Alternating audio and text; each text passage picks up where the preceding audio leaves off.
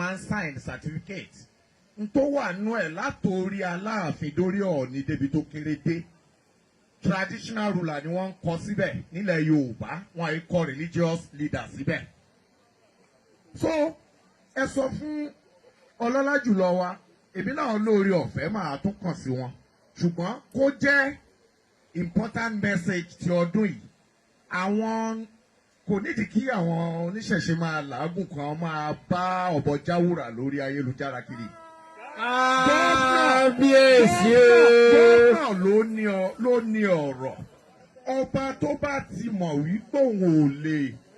ṣe nǹkan tó gba certificate tó dẹ̀ ń gbowó oṣù lé lórí gómìnà ọmọ tó yẹ kó ṣe ṣùgbọ́n ó yé mi pé nǹkan tí ó rọ̀ mọ́rú nǹkan bẹ́ẹ̀ pọ̀ òṣèlú pọ̀ ẹ bá rọ gómìnà wa pé bó ṣe jẹ́ ọmọ Balógun tó tún jẹ́ aṣíwájú Ẹdẹ ṣe mọ̀ pé lórí àṣà ó ti jẹ́ ogboyè yìí bàbá rẹ̀ jẹ́ Balógun lórí àṣà òun tún jẹ́ aṣíwájú pé kó jọ àrọ̀ kó lè tó 24 hours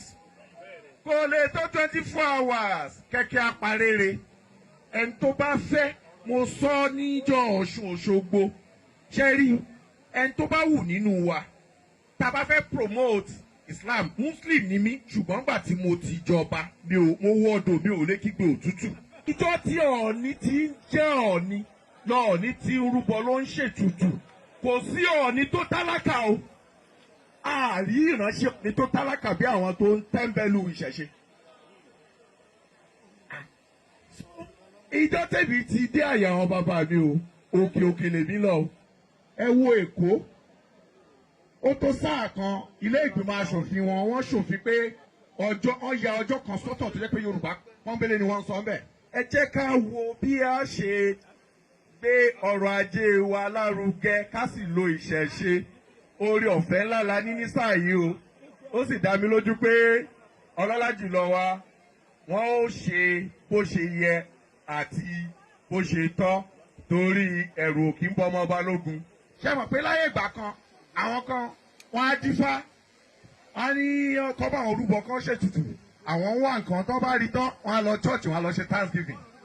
Bí sọ pé kọmíṣánná tó ń fi owó kan rí ló ń ṣe bẹ́ẹ̀ o rárá o fáfá kan sọ pé tọdún Ọ̀ṣun pé ó lọ Mẹ́kà ń gbà ẹ̀. Now àwọn ẹ̀ tó Ifá bá ṣe oore fún wọn tán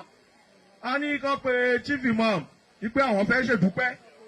Ọlọ́run ò ṣe é tàn Elédùmarè ò ṣe é tàn ní agbára lọ́wọ́ àwọn òní ilẹ̀ kò ní sú wa ṣe